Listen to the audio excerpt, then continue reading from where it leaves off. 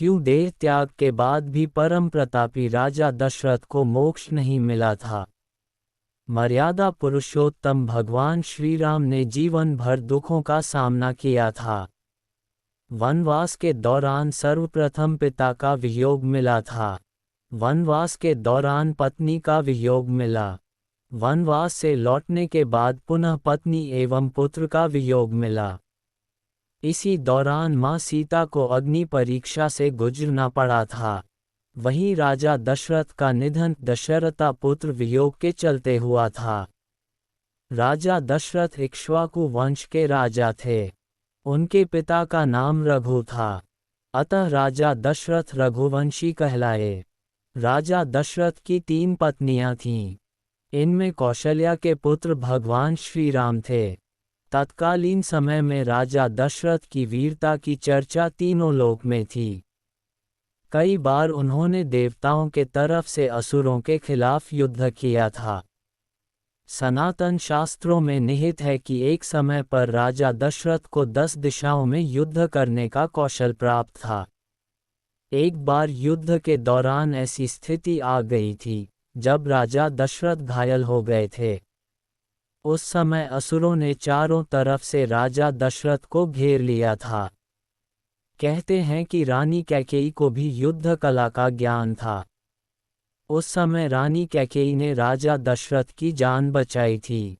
ये देख राजा दशरथ ने रानी कैकेयी को 2 वरदान मांगने को कहा था। हालांकि उस समय रानी कैकेयी ने वर नहीं मांगा।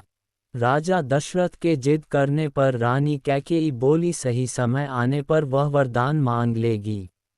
कालांतर में राजा दशरथ को यह आभास हुआ कि अब अयोध्या की कमान कौशल नंदन राम को सौंप दी जाए। इसके लिए राजा दशरथ ने कुल पंडित, ज्योतिष और मंत्रियों से सलाह भी ली थी। राज्याभिषेक होने से एक दिन पहले मंथरा के कान भरने के चलते रानी कैकेयी ने राजा दशरथ से 2 वरदान देने की मांग की। राजा दशरथ बेहद प्रसन्न थे। उन्होंने उसी समय वर देने का वचन दिया। राजा दशरथ को जरा भी आभास नहीं था कि विधि के विधान में कुछ और निहित है।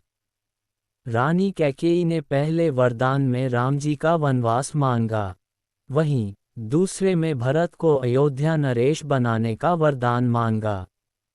ये सुन राजा दशरथ के पैर से जमीन खिसक गई।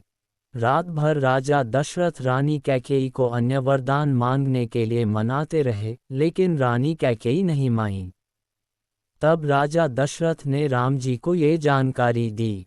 पिता की आज्ञा को अंतिम मान राम जी वनवास जाने के लिए तैयार हो गए। उनके साथ माता जानकी और अनुज लक्ष्मण जी भी वनवास गए। वनवास जाने के दौरान पुत्र वियोग में राजा दशरथ का निधन हो गया।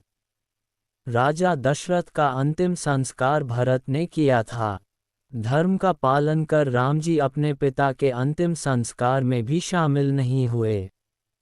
कहते हैं कि मृत्यु के अंतिम क्षण तक राजा दशरथ भगवान श्री राम को अयोध्या नरेश बनते देखना चाहते थे। इसके लिए राजा दशरथ को मोक्ष नहीं प्राप्त हुआ था। उस समय राजा दशरथ के स्वर्ग में ठहरने के लिए उत्तम व्यवस्था की गई थी। वाल्मीकि जी द्वारा रचित रामायण में निहित है कि भगवान श्री राम के अयोध्या लौटने के बाद अनुज भरत ने उनका भव्य स्वागत किया। साथ ही अयोध्या की राजगद्दी ज्येष्ठ भाई राम जी को सौंप दी।